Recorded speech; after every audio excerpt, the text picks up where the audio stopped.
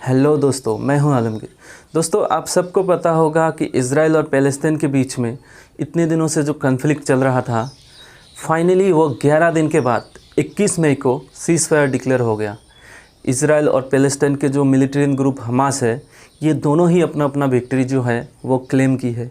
और जो गाज़ा पट्टी में डेली लाइफ है वो थोड़ा सा नॉर्मल होता दिख रहा है।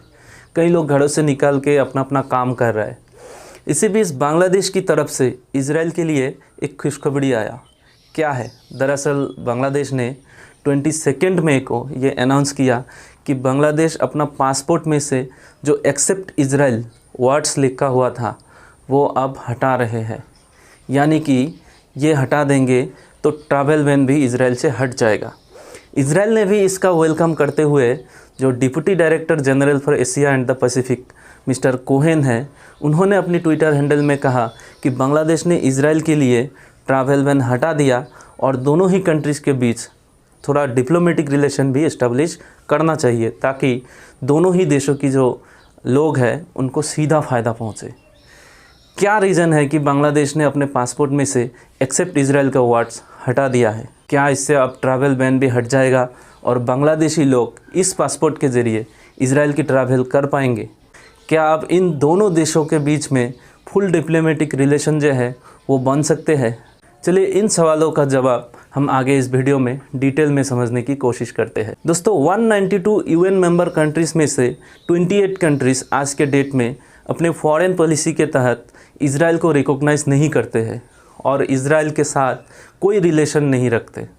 इसमें अरब कंट्रीज़ के अलावा और भी इस्लामिक कंट्रीज़ है, जैसा कि पाकिस्तान, अफ़गानिस्तान, इंडोनेशिया, बांग्लादेश जैसे कई कंट्रीज़ शामिल है। ये सब कंट्रीज़ ऑफिशियली फ़िलिस्तीन को सपोर्ट करता है। दोस्तों, इन 28 कंट्रीज़ में से कुछ कंट्रीज़ ऐसा भी है जो अपने पासपोर्ट में इस तरह का एक्सेप्ट इज़राइल जो वर्ड्स है वो यूज़ करते हैं और बांग्लादेश भी इनमें से एक है। यहाँ आप देख सकते हो कि पाकिस्तान और मलेशिया जैसे कंट्रीज़ भी अपने पासपोर्ट में सिमिलर वर्ड्स यूज़ करते हैं। अब बात करते हैं कि बांग्लादेश ने ऐसा किस लिए किया कि एक्सेप्ट इज़राइल वर्ड्स को अपना पासपोर्ट में से हटा दिया। 23 मई को बांग्लादेश ने इसका क्लियरिफिकेशन देते हुए बांग्लादेश की foreign minister doctor AK Abdul Momen ने कहा है कि बांग्लादेशी पासपोर्ट में एक्सेप्ट इज़राइल हटाने की जो डिसीजन है वो 6 मंथ पहले ही ई पासपोर्ट इंट्रोड्यूस के दौरान लिया गया था और इसे हटाने की मकसद सिर्फ़ और सिर्फ पासपोर्ट का जो ग्लोबल स्टैंडर्ड है वो मेंटेन करना है। दोस्तों, दूसरी तरफ बात यह है कि क्या इससे ट्रैवल बैन हट जाएगा और बांग्लादेशी लोग जो है वो इज़राइल के लिए ट्रैवल कर पाएंगे? बांग्लादेशी फॉरेन मिनिस्टर जो है उन्होंने अपने स्टेटमेंट में ये भी क्लियरफाई किया कि बांग्लादेश अपने फॉरेन पॉलिसी में कोई भी चेंजेस नहीं करने वाला है और कोई भी बांग्लादेशी सिटीजन अपने न्यू पासपोर्ट से इज़राइल की ट्रैवलिंग नहीं कर सकते। इससे ये तो साफ होता है कि कोई भी बांग्लादेशी इस नए पासपोर्ट से इज़राइल नहीं जा सकेंगे। दोस्तों, अब बात करते हैं डिप्लोमेटिक रिलेशन की।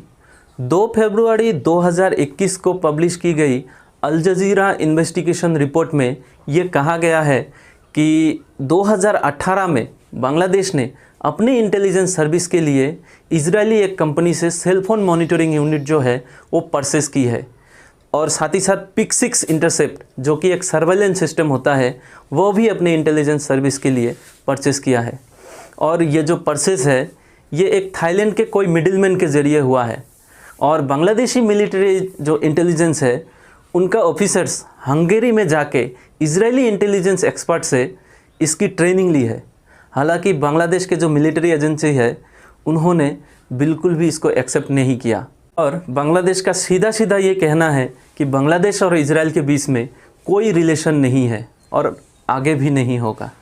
दोस्तों, बांग्लादेश की ये अपने पासपोर्ट से एक्सेप्ट इजराइल जो वर्ड है उसको हटाना और इस तरह का कुछ इंटरनल परचेस करना, इन सब से आपको क्या लगता है कि बांग्लादेश इजराइल के साथ कोई डिप्लोमेटिक रिलेशन इस्टेब्लिश करने की तरफ सोच रहे हैं? कमेंट बॉक्स में कमेंट करके ज़रूर बताइए। वीडियो थोड़ा बहुत इन्फॉर्मेटिव लगा तो चैनल को सब्सक्राइब करके लाइक, कमेंट और शेयर करना ना भूलें। आज के लिए इतना ही, मिलते हैं अगले वीडियो में। धन्यवाद।